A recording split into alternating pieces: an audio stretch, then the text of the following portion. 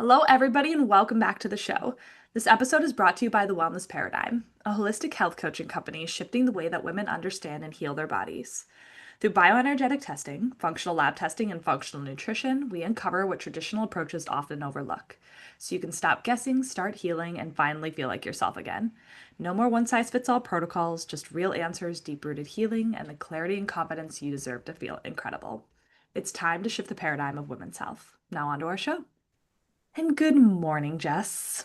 Good morning. Thank you so much for having me today. Yeah, I'm glad you're here and I'm excited to kind of dive into your story and, everything that you do. But Jess is a recovering multi-passionate entrepreneur. She's a mom of three and she helps soul-aligned entrepreneurs realign their business with their energy so they can grow sustainably, avoid burnout, and connect with deeper purpose and meaning. So, with that being said, Jess, I would love to know a little bit more about you probably have a very deep story. I know you do about why this is kind of your soul aligned path and why you want to do this. So tell us a little bit more about what got you started in this. Again, thank you for having me. This has been, it's been one of those journeys that, I hear different variations of it time and time again. I think like the woman who sort of came to be following the path or the script or the rule book that really like were sort of handed, but don't really like agree to follow, but we follow it, right? It's just like this prescribed rule book, and we just go through the motions. I went to college, I got a job sort of just by accident, and it was a happy accident. It was great. But from there, I just like continued to check the boxes. And I ended up at this place where I was working in real estate and I loved my job. I'd been doing it for 10 years. I had built a really robust business, but I was still feeling like there was something missing. Like, is there more to life than this? Is there more for me, or is this it? And so at that point, I really just started filling the void with whatever felt like might be a fit. I was really disconnected from myself, I know now, but I dreamt up an entire like bricks and mortar business. It was a boutique indoor play space for kids. It was beautiful. We happened to open in the middle of a pandemic, which was insane. And it was just, it was the thing that I thought would fill the void. And Mhm. so then, and at that time, I have three kids, and my youngest was 4 months old, I think, at this like clear point that I can remember where, I was just like, I knew something was wrong, but I wasn't sure what it was. I had a really traumatic pregnancy, and it ended up in her being born 7 weeks early. And, we had a NICU stay, all of that. But as I got back on my feet now with three kids at home, including a 4 month old, and two full-time businesses, I was like, just going through the motions and checking the boxes. And I knew that I should be doing something about this, like just numbness that I was feeling, but I just kept pushing through. I just kept, I told myself it'll get better when, right? Like when the kids get older, it'll get better when I hire the right help. It's always like there's always an it will get better when point. And that never came for me. I just continued to ignore my own needs. I just kept continuing to like bypass myself, disconnect further and further from myself. And I eventually got to this point that I was it's funny looking back to think like how did this creep up on me, because it's like, but I was like in all over body pain. I was having like memory challenges, cognitive issues, like it was a full chronic pain flare up.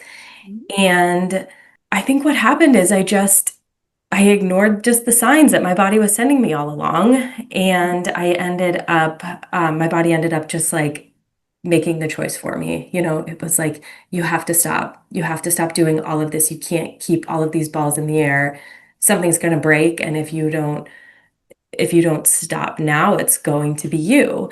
And so, along that journey, it came with it a fibromyalgia diagnosis. And for me, the decision to walk away from everything I had built in order to heal and just reset. And so really like that's the impetus behind where I am today. My goal really is to just help women avoid that same like burnout spiral, the same choices that I made so that we can, I help women reconnect with themselves sooner and spot the signs of burnout sooner so they can live in, purpose and meaning and inspiration and not have to tear it all down. Yes, a story I hear very often. And Hmm. someone too, I dealt with chronic autoimmune issue as well, ankylosing Hmm. spondylitis. And it's, people don't realize, I mean, again, I'm in the health industry, right? So I have a lot of chronic pain clients, autoimmune clients, and it's always like, what's the next diet? What's the supplement that's gonna be? And it's like, there's so much to be said about not only nervous system regulation, which I'm sure you talk Hmm. about, but alignment and purpose. And that's something Hmm. that really isn't talked about enough. And so I'd be curious on your insight. So often I deal with a lot of high achieving entrepreneurs, right? Very type A, love them. I am not myself, but Hmm. there's a disconnect where it feels like I just have to keep pushing because slowing down is weakness, or slowing down means less income, less purpose, less, whatever that means. And that's a story that has to be rewritten for a lot of people.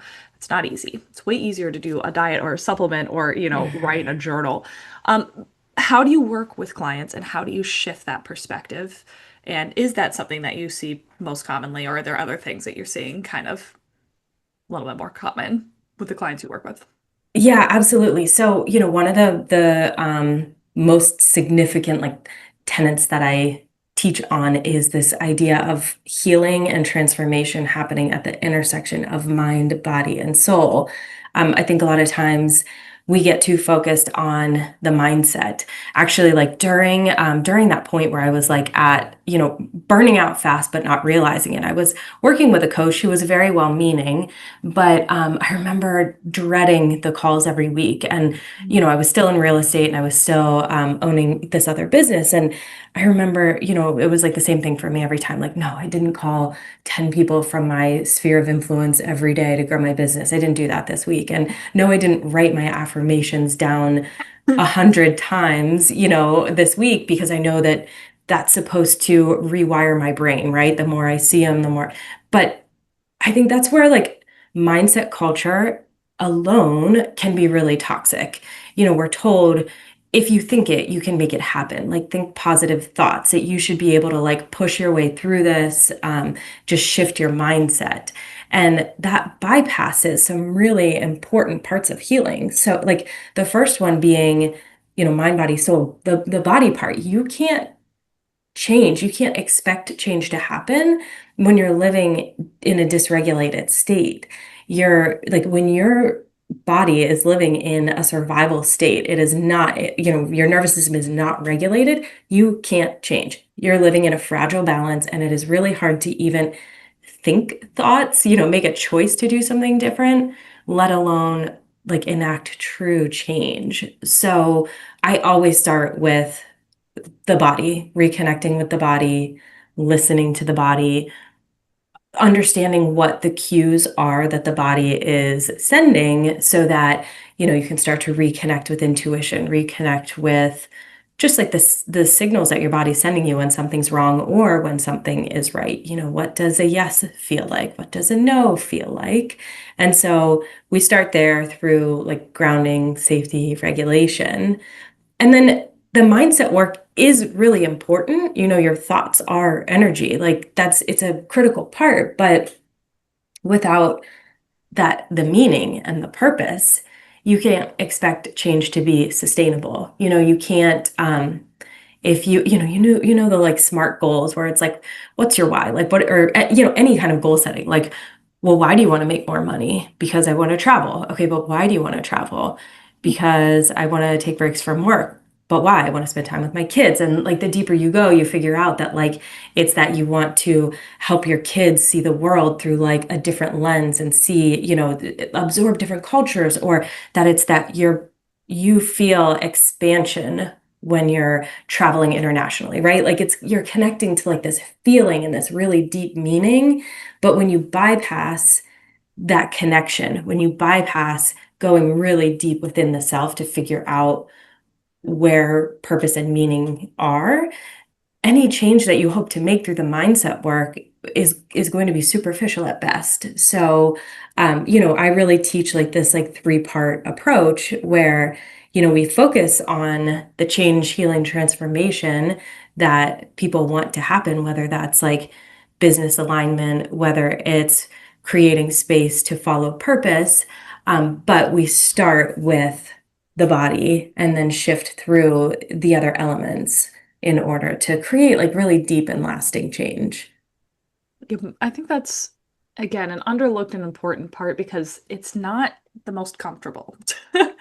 And I, from personal experience and clients, it's like sometimes it feels when you're going through this like new rebirth, it feels messy and you're so used to Mhm. keeping everything together, right?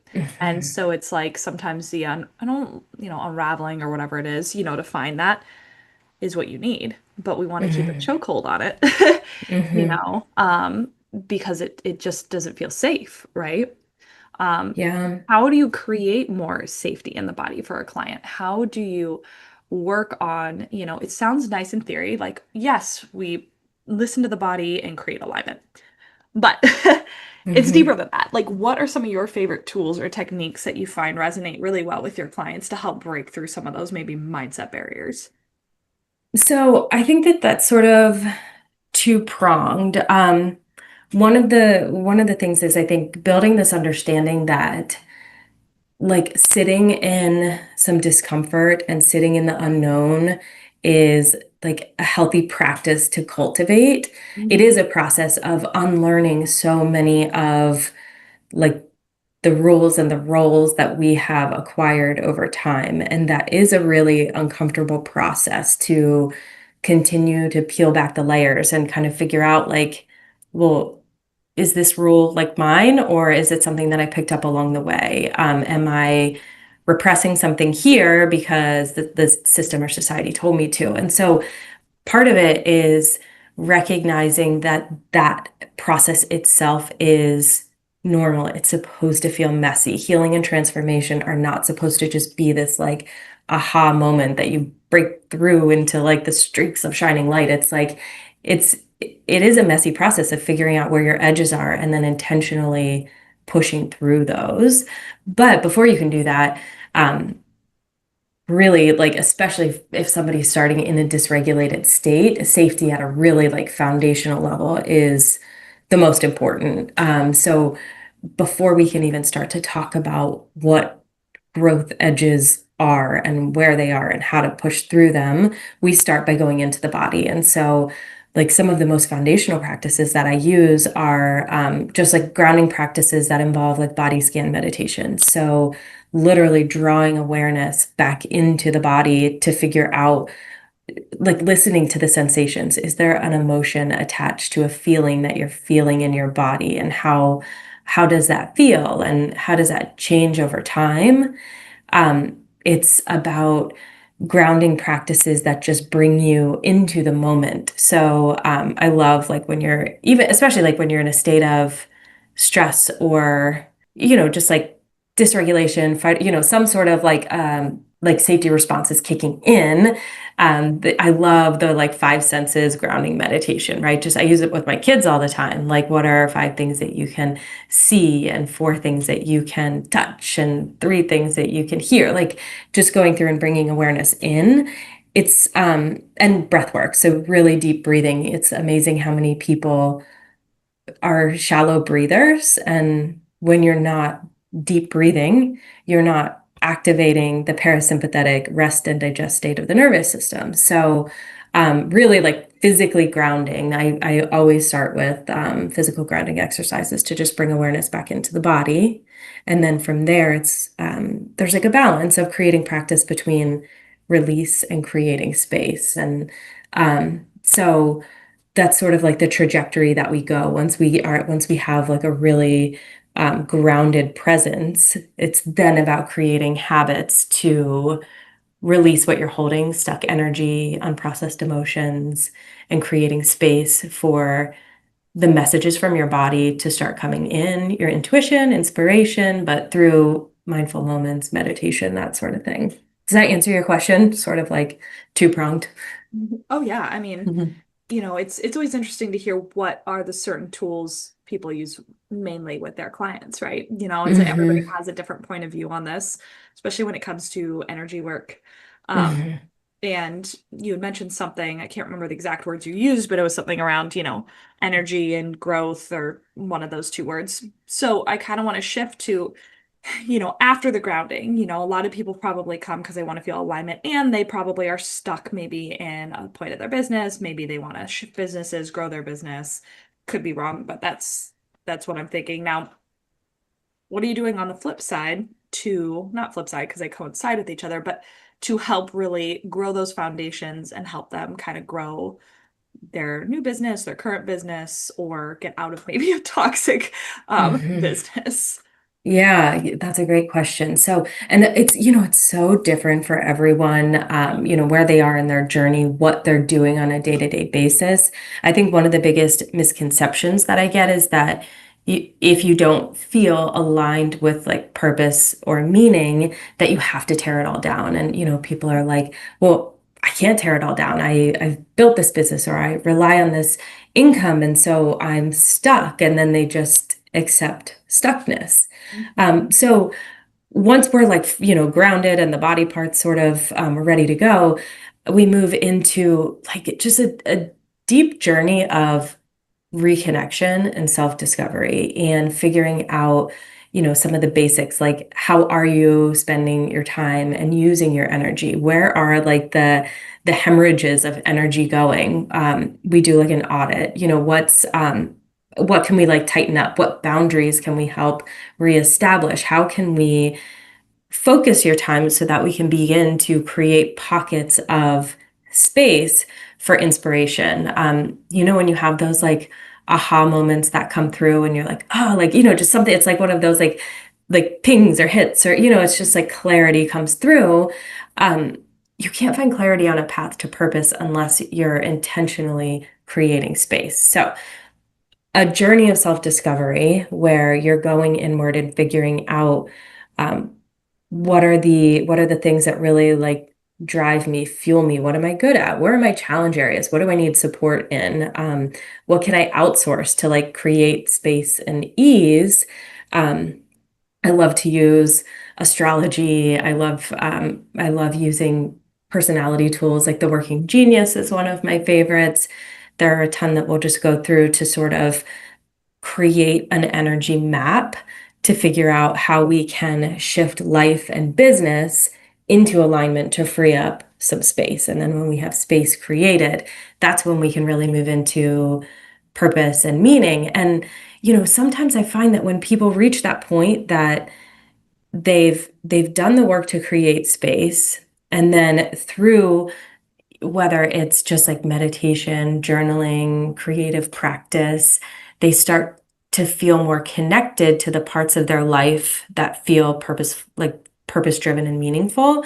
Um, they find that like living a life of purpose isn't about starting a new job. It's not about tearing everything down. It's about working in small moments where they can be intentional with their time. Like for some people, it's cycle breaking with their kids and making sure that they're helping their kids, live, like become more emotionally intelligent so that they can contribute differently to the world. For some people, it's passing their own healing forward through a side project or volunteer. For some people, it is about changing their profession or starting something new, but it doesn't have to be. So it's just different for so many people. But I think I'm constantly surprised by the fact that, like, I think a lot of us go into it thinking we have to make these like massive changes to our lives. But when you go through the process, you find that like small and intentional changes make a huge difference in like quality of life and vitality and living in like inspiration and flow. Yeah, that's true. I mean, you hear a lot about the rotation, burn it down, you know. But then I've seen personally, especially, gosh, in the last 2 years, probably in this space, people build it back up the same way because they didn't do the work. They thought that Hmm. was the answer, and then, they don't really know what else to do, or they build it back the same way that they knew it worked quotation in the past. So, it Yeah. like perpetuates a cycle, right? Yep. Yep. You can't, I mean, true change really has to happen at the most foundational levels in order to stick. And I think a lot of times we're quick to just stick a band-aid on it and, hope for the best. But Hmm. it really does take that choice to go like deeply inward to make real change. Yeah. Now, have you seen, you talked about your like fibromyalgia story a little bit, and I'm sure clients that you work with, you're not necessarily working on the health per se, but inadvertently you are. Have you Hmm. seen any clients kind of go through this transition and then feel better just in general as far as like their health concerns might go? Yeah, I mean, so I think that again, like I'm helping with nervous system regulation to clear space and make way for purpose. I think that the health outcomes can be a byproduct because a lot of times for example, the role of emotion in chronic illness, it's enormous, but so many of us have not been taught to feel or process emotion. I mean, you think about just like even societal conditioning that says like women shouldn't feel big emotions because it's irrational, or men shouldn't feel emotion at all because that's weakness. And so we repress emotion. And there's so much research out right now that links suppressed emotion to actual illness in the body. And fibromyalgia is one of those, but like IBS, chronic tension, Yeah. chronic headaches, right? There's so many links. And so, yeah, I think that that's a natural byproduct of this work that, anxiety, tension, muscle pain, all of those things, when you do this work, when you do the really deep inner work, those things start to subside because it's that input output balance, like what do you have to release?